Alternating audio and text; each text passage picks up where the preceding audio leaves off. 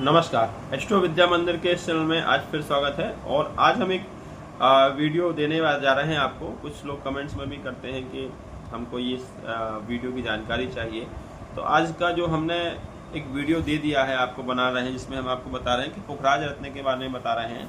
देखिए, कोई भी रत्न जो होते हैं वो एक समय सीमा तक उनका प्रभाव रहता है, उसके बाद उनको रिचार्ज करना पड़ता है और कितने सूटेबल हैं आपके लिए रत्न ये भी समझना पड़ता है।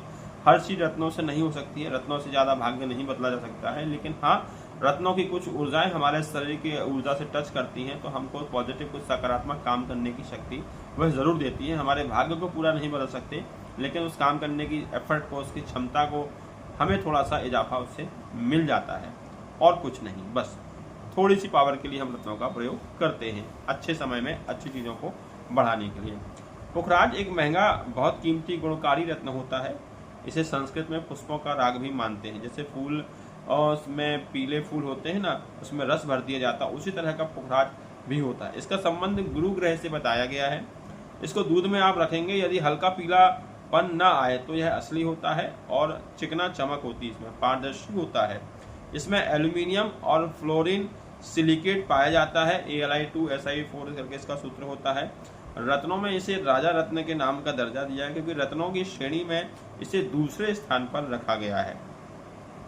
इसे धारण करने से, पुखराज धारण करने से व्यक्ति का ज्ञान बढ़ता है, विवेक बढ़ता है, फाइनेंस कंडीशन जैसी समस्याएं जो आ रही जिंदगी में वो अच्छी होती हैं, और साथ ही साथ व्यापार व्यवसाय बढ़ता है, ज्ञान धन सम्मान की वृद्धि होती है। पुखराज जो है वो देवगुरु बृहस्पति का रत्न माना जाता है। इससे धन, बुद्धि, कारोबार, धर्म, संतान, शिक्षा, विवाह, धार्मिक कार्य, उच्च शिक्षा आदि में उपलब्धियां प्राप्त होती हैं। ज्योतिष के क्षेत्र में भी गुरु का बहुत योगदान है।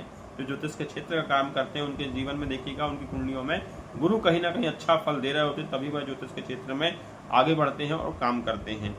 इसी प्रकार माना गया। अगर व्यक्ति की तरक्की कहीं रुक रही है, धन रुक रहा है, ज्ञान नहीं मिल रहा है, कोई समस्या आ रही है, तो पुखराज पहनने की सलाह दी जाती है। जन्म कुंडली में गुरु की ग्रह स्थिति देखी जाती है, शुभ है, अशुभ है, क्या परिणाम दे रहा है, खराब हो रहे हैं, उसके अनुसार एक ज्योतिषाचार्य आपको फिर यह रत्न की सजेस्ट करते हैं कि आप इसे धारण करिए, ताकि आपके दिमाग और ज्ञान में वृद्धि हो सके। इसके पहनने से ये फायदे होते हैं। पर जिन लोगों को पीला पुखराज धारण नहीं करना है, तो उसके स्थान पर उपरत्न भी उसका धारण कर सकते हैं। जिन लोगों के विवाह होने में दिक्कत आती है, विवाह लेट होता है, विवाह सुख खराब होता है, उनको पुखराज भी जरूर पहनना चाहिए, बहुत लाभ देता है। पुखराज पहनने से ज्ञान बुद्धि का तेजी से संचार शरीर में होता है। पुखराज जो क्वालिटी होती है, उसमें हल्का पीला, केसरी, हल्की चमक वाला पीला वाला, हल्दी कलर से फूलों वाला पीला कलर में, इस तरह पीतल के जैसा रंग जैसा भी मिलता है। सफेद पीला भी मिलता है, सफेद चमकदारों में रंगों में पाया जाता है। पुखराज में हल्का सा नीलापन भी होता है, हल्का लालिमा रंग देखने को भी मिलता है। कई बार बैंकॉक का पुखराज चलता है, सिलोन का चलता है, अफ्रीका का चलता है, श्रीलंका का चलता है, और भी खदानों के पुखराज जो है जहां जहां से प्राप्त होते हैं वो पाए जाते हैं।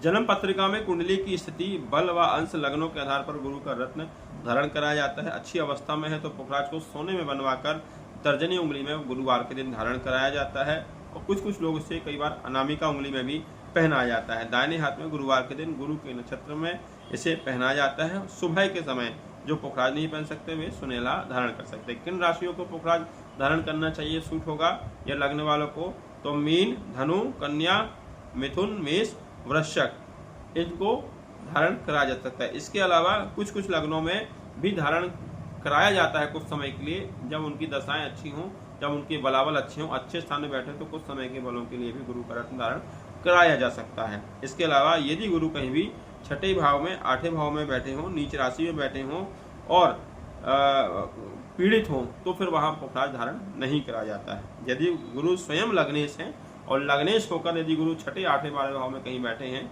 तो इस कंडीशन में केवल पुखराज को गले में ही धारण कराया जाता है, हाथ में धारण नहीं कराया जाता। क्यों? क्योंकि हमको उसके शरीर का बल प्राप्त करना है, तो गले में धारण जब करते हैं तो उसके लगन के कुंडली के पहले भाव का फल हमको मिलना चालू हो जाता है। हाथ में धारण करने से फिर वह गुरु जहाँ रहता है उसके आधार पर फल देता है। तो गुरु का प्रभाव हमारे शरीर पर, लीवर पर, पाचन तंत्र पर, किडनी पर और इन चीजों पर प्रभाव पड़ता है। गुरु आकाश तत्व को भी प्रदत्त करता है। गुरु खराब होने से, जिनका बृहस्पति खराब होता है, ऐसे लोगों को बहुत अधिक भोजन करते हैं, तला हुआ भोजन करते हैं, उनके पेट में समस्याएं बनी रहती हैं, हर समय उनको कुछ ना कोई समस्याएं बनी रहती हैं और वह जीवन में आगे नहीं बढ़ पाते। इसलिए ऐसे लोगों को भी धारण करने से बचना चाहिए। साथ ही साथ ज़्यादा दिक्कत हो तो ऐसे लोगों को विष्णु सहस्त्रनाम का पाठ सबसे ज़्यादा लाभकारी होता है। इससे उस गुरु की सकारात्मक ऊर्जा, सकारात्मक चीज़ें उनको प्राप्त होती हैं।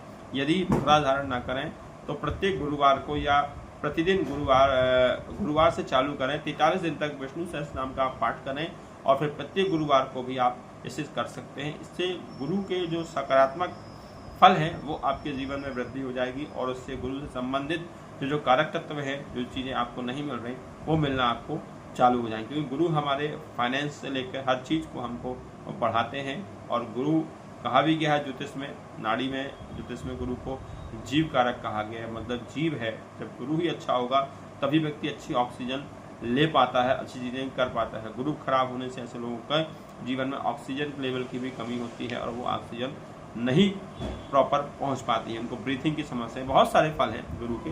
इसलिए गुरु के लिए यदि आपकी कुंडली में किसी ने सजेस्ट किया है तो पुखराज पहन सकते हैं, अच्छी क्वालिटी का पहन सकते हैं। जब जिस समय के लिए बताया गया उस समय तक धारण करिए। उसके बाद ये भी पूछ लीजिए कि कब ज़रूरत है कब नहीं। हर समय भी ज़रूरत नहीं पड़ती, कभी कुछ समय बाद उतारा रत्न उतारे भी जाते हैं। तो वीडियो में आज के बस इतना ही। यदि आपको जानकारी अच्छी लगी हो तो चैनल को लाइक शेयर सब्सक्राइब जरूर करिए। और आने वाले समय में हम कुछ वीडियो और देंगे आपको, रत्नों के बारे में भी और जानकारी बता देंगे, किन लगनों को पहनना है और किन लगन वालों को नहीं धारण करना है। अब तक के वीडियो बस इतना ही। धन्यवाद।